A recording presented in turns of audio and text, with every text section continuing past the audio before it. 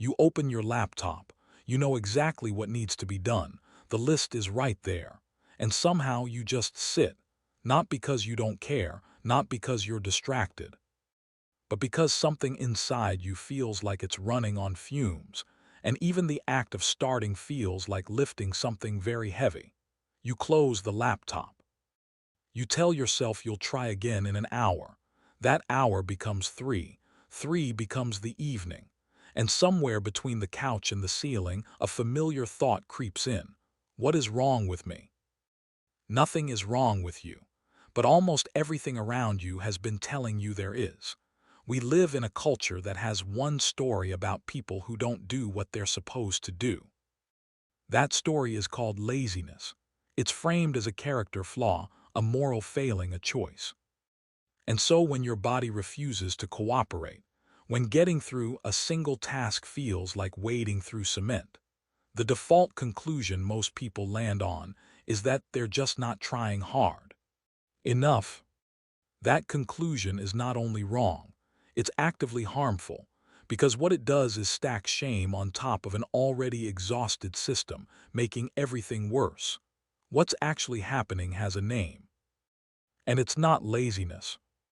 It's mental exhaustion, a state of cognitive and emotional depletion that mimics the outward appearance of laziness so closely that most people, including the person experiencing it, can't tell the difference.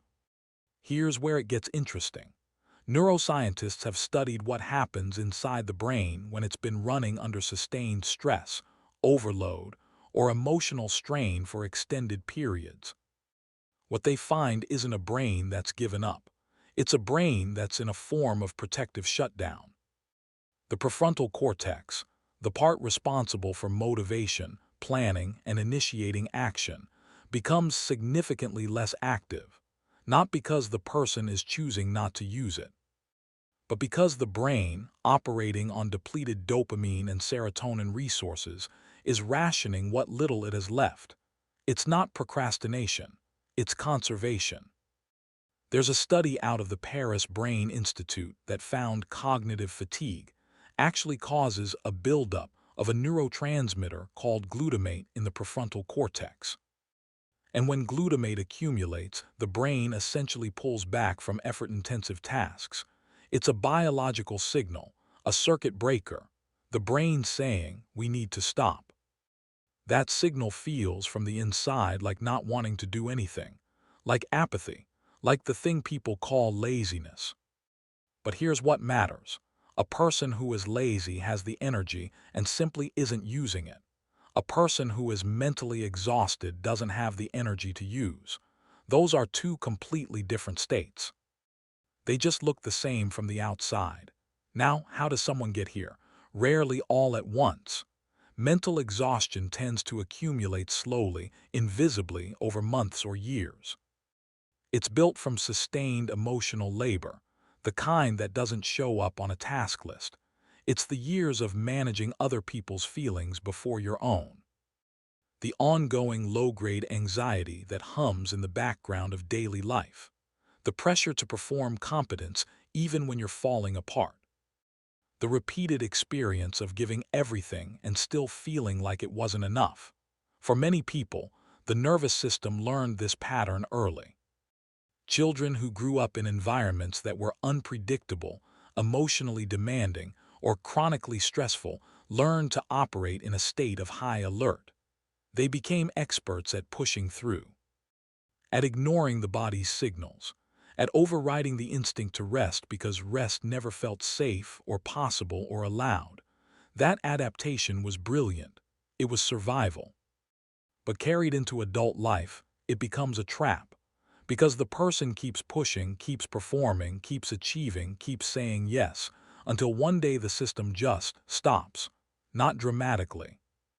Quietly, like a phone that's been at 2% for too long. And then they call themselves lazy. There's something worth sitting with here. The people who are most vulnerable to this kind of exhaustion are often the same people who have never really been lazy a day in their lives.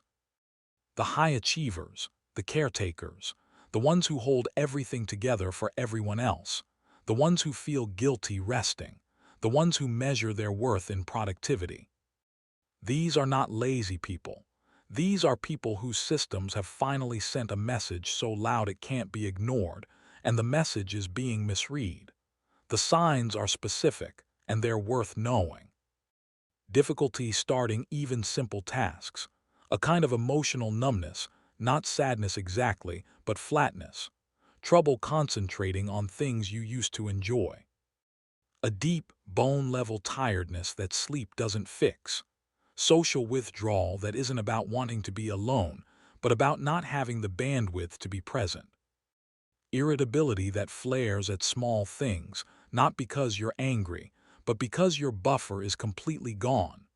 Physical symptoms with no clear cause, headaches, tension, a heaviness in the body. And a growing disconnect from the things that used to feel meaningful. Separately, any one of these might mean nothing. Together, they're a pattern. The pattern of a mind that has given far more than it's taken in, for far longer than it was ever designed to sustain. Here's the thing about rest that most people don't understand. It isn't a reward for finishing. It isn't something you earn by doing enough first. It's a biological requirement. The brain doesn't recover from exhaustion through willpower or self-discipline. It recovers through genuine, protected periods of low demand, through sleep, through stillness, through experiences that feel restorative rather than productive. Rest isn't laziness. It's maintenance, and a brain that isn't maintained will, eventually, maintain itself by force. If any of this feels familiar, it doesn't mean you're broken. It means you've been carrying something heavy, probably for a long time, and the weight finally caught up with you. That's not a personal failure. That's physics. The version of you that is lying on the couch unable to start the thing, that version isn't failing. That version is doing exactly what an exhausted system does. It's asking for something that's actually very reasonable. It just doesn't know how to ask in a way that sounds acceptable. And if this touched something you've been quietly carrying, the feeling of being someone who seems fine from the outside, but is running on almost nothing on the inside, there's more to understand about why that gap exists and what it's been costing you.